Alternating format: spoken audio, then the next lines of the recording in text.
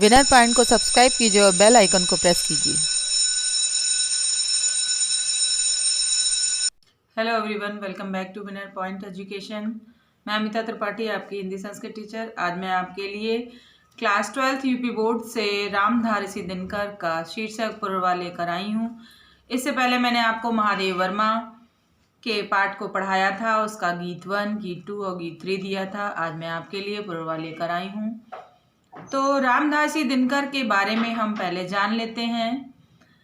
रामधारी सिंह दिनकर का संक्षिप्त परिचय हम देखेंगे। रामधारी सिंह दिनकर का जन्म 1908 में सिमरिया जिला मुंगेर बिहार में हुआ था। इनके पिता श्री रवि सिंह, इनकी माता का नाम मनरूप देवी। इनकी शिक्षा दीक्षा कहाँ हुई? प्राथमिक शिक्षा इन्होंने सिमरिया की पाठशाला में मैट्रिक मुकाम घाट स्थित रेलवे स्कूल से बीए पटना कॉलेज से की। इनकी शिक्षा दीक्षा यहीं पर हुई। इनकी रचनाओं को देखते हैं। काव्य रचनाएं की रेणुका, रसवंती, हुंकार, कुरुक्षेत्र, रश्मिरथी, उर्वशी, परशुराम की प्रतीक्षा, नीलकुसुम, चक्रवाल, सामधेनी, सीपी और संग, हारे को हरिनाम आदि इनकी गद्य रचनाएं। संस्कृत के 4 अध्याय लिखे इन्होंने जो आलोचनात्मक ग्रंथ थे। इनकी उपलब्धियां क्या रही वो देखते हैं। राज्यसभा सदस्य एवं केंद्र सरकार के गृह विभाग के सलाहकार रहे। उर्वशी महाकाव्य पर इन्हें ज्ञानपीठ पुरस्कार से सम्मानित किया गया। संस्कृत के 4 अध्याय के लिए इन्हें साहित्य अकादमी पुरस्कार एवं भारत सरकार द्वारा पद्म भूषण से भी इन्हें सम्मानित किया गया। मृत्यु 1947 में हुई। तो रामधारी सिंह दिनकर का जो महाकाव्य रहा जिस पर इन्हें ज्ञानपीठ पुरस्कार प्राप्त हुआ, उर्वशी था। उर्वशी इनकी बहुत चर्चित कविता थी, जिसमें हम यही देखेंगे कि पूर्वा का शीर्षक किस तरह से इन्होंने पूर्वा को जब उर्वशी मिली और उनकी क्या दशा होती है उसी के बारे में हम जानेंगे। तो देखते हैं कि कौन है अंकुश, इसे मैं भी नहीं पहचानता हूँ, पर सरोवर के किनारे कंठ में जो जल रही है, उस तृषा उस वेदना को जानता हूँ। सिंधु सा उद्दाम अपरंपार मेरा बल कहाँ है, गूंजता जिस शक्ति का सर्वत्र जय जयकार। उस अटल संकल्प का संबल कहाँ है, यह शिला सा वक्ष, ये चट्टान सी मेरी भुजाएं, सूर्य के आलोक से दीवित समुन्नत भाल, मेरे प्राण का सागर अगम उताल उच्छल।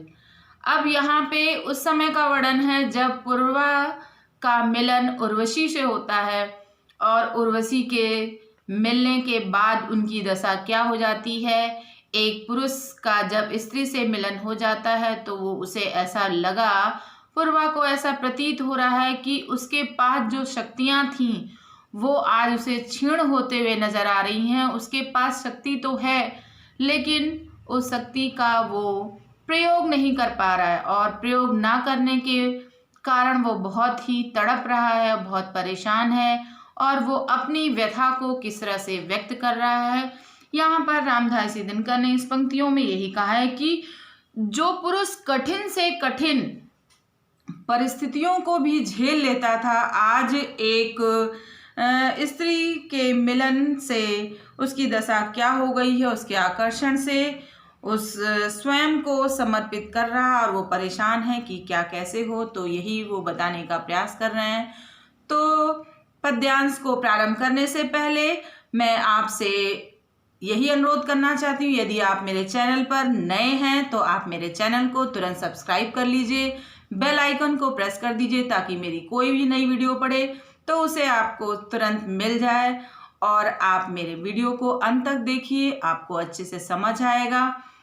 आपको कोई भी ज़रूरत इसमें आपको लगे, कुछ आपको ऐसा लगे कि कुछ मिस्टेक है, कोई इसमें त्रुटि है, तो आप मुझे कमेंट्स बॉक्स में दीजिए। आपके कमेंट्स आपकी मेरे लिए सराहना का कार्य करेगा, मुझे हौसला देगा। मैं तो आपके लिए ही हूँ। तो आइए देख लेते हैं कि कौन है अंकुश, इसे मैं भी नहीं पहचानता। वो कह रहे हैं कि ऐसा कौन सा अंकुश है? कौन सा प्रतिबंध है जिसे मैं अभी तक नहीं जान पाया हूँ? पर सरोवर के किनारे कंठ में जल जल रही। उन्हें इतना पता है कि सरोवर के किनारे उर्वशी पूर्वा का मिलन उर्वशी से सरोवर के किनारे हुआ था और उर्वशी से मिलने के बाद उनकी जो दशा हुई उसी का वर्णन है। उस तृषा उस वेदना को जानता हूँ। कह रहे उस तृषा से तात्पर्य यहाँ पर है उस प्यास को मैं जानता हूँ जो मेरे हृदय में जल रही है। सिंधु सा उद्दाम अपरंपार मेरा बल कहाँ। वो कह रहे हैं सिंधु के समान, सिंधु जैसे सागर जो हिलोरे आती हैं उसमें जो गहराई है उतना बल था वो मेरा, वो आज कहाँ चला गया। वो कह रहे हैं कि सिंधु सा उद्दाम अपरंपार मेरा बल, जिसका पार नहीं लगाया जा सकता। जिस तरह से सागर की गहराई का पता नहीं लगा सकते हैं, उसी प्रकार से जो उनके अंदर ताकत थी, जो शक्ति थी, उसका आज कुछ पता नहीं। उनके पास ताकत और शक्ति तो है लेकिन उसका वो प्रयोग कर नहीं पा रहे हैं, वो इसीलिए बहुत परेशान हैं। गूंजता जिस शक्ति का सर्वत्र जय जयकार। कहते हैं कि मेरी शक्ति का परचम चारों तरफ लहराता था, चारों दिशाओं में, लेकिन आज वो कहाँ चला गया मुझे खुद को भी नहीं पता है। उस अटल संकल्प का संबल कहाँ। जब मैं जो संकल्प लेता था वो मैं पूरा कर लेता था, आज मुझे पता ही नहीं कि मेरा संकल्प क्या है। मैंने कहने का तात्पर्य यही है कि एक स्त्री से मिलन के बाद पूर्वा की दशा कितनी दीनहीन हो गई है, वो उसी लिए परेशान है। उसी का वर्णन यहाँ दिनकर जी ने किया है अपने पूर्वा शीर्षक में। उस अटल संकल्प का संबल कहा, यह शिलासा वक्ष ये चट्टान सी मेरी भुजाएं। कह रहे हैं कि मेरा वक्ष, मेरी जो छाती थी वो एकदम शिला के समान, जिसे नहीं हिलाया जा सकता था। मैंने उनके पास इतनी ताकत थी कि उस शिला पत्थर के समान उनके वक्ष को कोई हिला नहीं सकता था। और चट्टान सी मेरी भुजाएं, उनकी भुजाओं में इतनी ताकत थी मानो चट्टान, जिसे हम किसका भी नहीं सकते। कहने का तात्पर्य यह है कि उनकी बराबरी कोई नहीं कर सकता था, उनका सामना कोई नहीं कर सकता था। लेकिन आज उनकी दशा ये हो गई है कि वो अपनी ही शक्ति को पहचान नहीं पा रहे हैं। कि उस अटल संकल्प का संबल कहाँ, यह शिलासा वक्ष ये चट्टान सी मेरी भुजाएं। आज उस शक्ति का मैं पार नहीं लगा पा रहा हूँ, मैं उसका प्रयोग नहीं कर पा रहा हूँ। सूर्य के आलोक से दीपित समुन्नत भाल, सूर्य के जिस तरह से सूर्य की रोशनी होती है उस तरह से मेरे मस्तक पर तेज था, आज वो तेज भी जाने कहाँ चला गया है।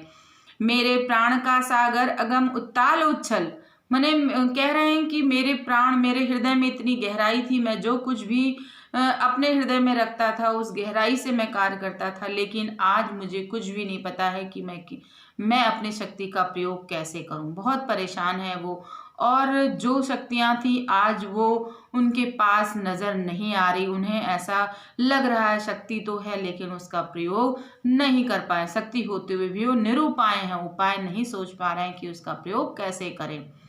अगला देखिएगा कि सामने टिकते नहीं बनराज पर्वत, डोलते हैं कांपता है कुंडली मारे समय का व्याल। मेरी बाह में मारुत गरुण गजराज का बल, मृत्यु मानव की विजय का तूर हूं मैं, उर्वशी अपने समय का सूर्य हूं मैं। अंधतम के भाल पर पावक जलाता हूँ, बादलों के शीश पर चंदन चलाता हूँ। अब यहाँ पर कह रहे हैं ये कि उनकी शक्ति इतनी अपरंपार थी। वो कह रहे हैं कि जब वो वनों के राजा, यानी वनों के राजा किसे कहा गया है, यहाँ सिंह को कहा गया है। और वो कह रहे हैं जब मैं वनों के राजा सिंह के सामने जाता था तो भी वह मेरे सामने नहीं टिकता था। यानी वनराज पर्वत डोलते हैं, मेरे पहुंचते ही मेरी ताकत से पर्वत भी अपने स्थान से डोल जाते। इतनी उनकी अपार शक्ति थी, आज वो अपार शक्ति का प्रयोग नहीं कर पा रहे। कांपता है कुंडली मारे समय का व्याल। अब कुंडली मारे समय का व्याल, यहाँ पर समय से तात्पर्य यह है कि जिस तरह से सर्प कुंडली मारे बैठा रहता है, उसी तरह उनके मुट्ठी में उनका समय था। जिस समय वो जो चाहते थे वो कर गुजरते थे। लेकिन आज वो सोच तो रहे हैं लेकिन उसे कर नहीं पा रहे हैं। मेरी बाह में मारुत गरुड़ गजराज का बल, वो कह रहे हैं मेरी बाहों में, मेरी भुजाओं में मारुत हवा का और गरुण गजराज 7 हाथियों का बल था। लेकिन आज उस शक्ति का प्रयोग मैं नहीं कर पा रहा हूँ।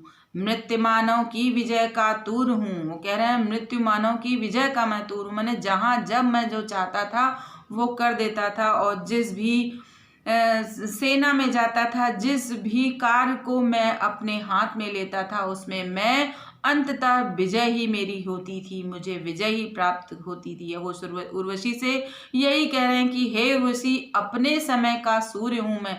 जिस तरह से एक सूर्य, जब सूर्य उदित होता है तो अंधकार, कोने कोने का भी अंधकार दूर हो जाता है, और सब तरफ जो बुराइयां होती हैं वो छट जाती हैं। तो जैसे वो निकलते थे, सूर्य के समान उनका उदय होता था, और सब तरफ जो उनके दुश्मन थे अंधकार के समान दूर हो जाते थे, छट जाती थी उनकी पूरी, दूर हो जाती थी उर्वशी अपने समय का सूर्य। तो कह रहे हैं मैं एक समय वो था, मैं अपने सूर्य के समान मैं चमकता था, लेकिन आज मेरी शक्ति जाने कहाँ चली गई है। वो अपनी शक्ति को पाने के लिए परेशान है तो शक्ति, लेकिन उसका प्रयोग नहीं कर पा रहे।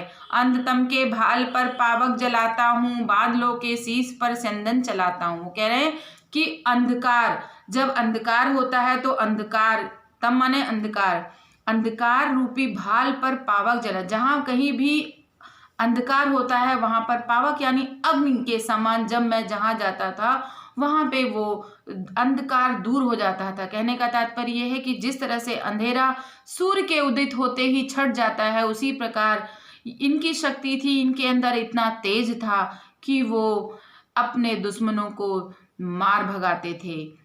बादलों के शीश पर चंदन चलाते, बादलों के शीश पर मानो रथ दौड़ाते थे, उनके अंदर इतनी शक्ति थी, लेकिन ना जाने कहाँ वो शक्ति चली गई है।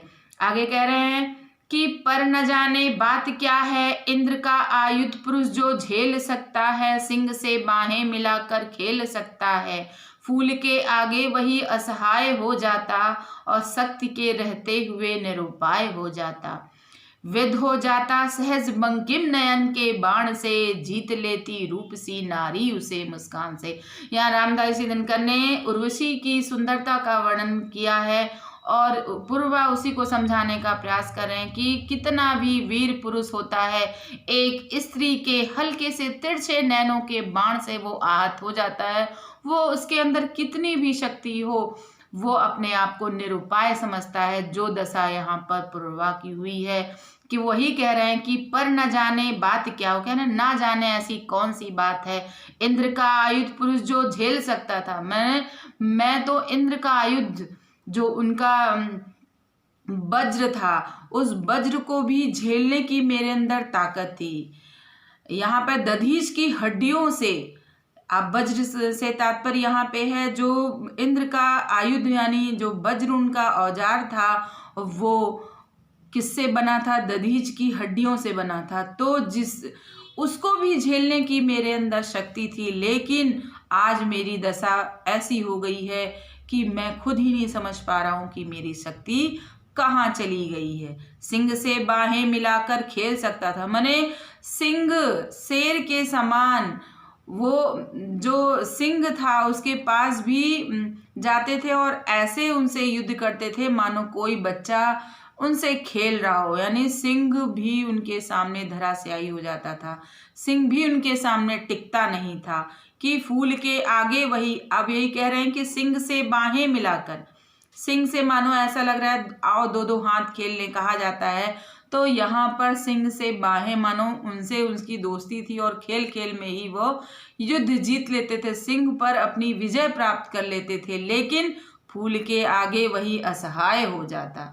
फूल सी एक नारी के आगे एक वज्र के समान पुरुष असहाय हो गया, यानी उसके पास कुछ भी नहीं है ऐसा कि वो उसको प्रयोग कर सके, और शक्ति के रहते हुए निरुपाय हो जाता। माने शक्ति तो है लेकिन उसको प्रयोग करने का उपाय उनके पास नहीं है, वो समझ ही नहीं पा रहे हैं कि उनकी शक्ति कहाँ चली गई है। अब यहाँ पे पूर्वा के माध्यम से रामदास दिनकर ने यही बताया है कि पूर्वा यही कह रहे हैं कि विध हो जाता सहज बंकिम नयन के बाण से। एक पुरुष विध जाता है उसके बंकिम नयन के बाण से, तिरछे नेत्रों जब एक स्त्री अपने मुस्कान से, अपने तिरछे नेत्रों से देखती है तो पुरुष की जो वो शक्ति है वो क्षीण हो जाती है। वो उसके नेत्रों में ही, उसके नैनों में ही खो जाता है और वो भूल जाता है कि उसके पास कितनी शक्ति है। तो वही कह रहे हैं कि विध हो जाता सहज बंकिम नयन के बाण से, तिरछे नेत्रों के बाणों से वो आहत हो जाता है, वो घायल हो जाता है, वो निरुपाय हो जाता है, उसके पास कोई शक्ति नहीं रह जाती। जीत लेती रूप सी नारी उसे मुस्कान से। एक रूपवती नारी अपने मुस्कान, हल्की सी मुस्कान से वीर पुरुष को भी जीत लेती है।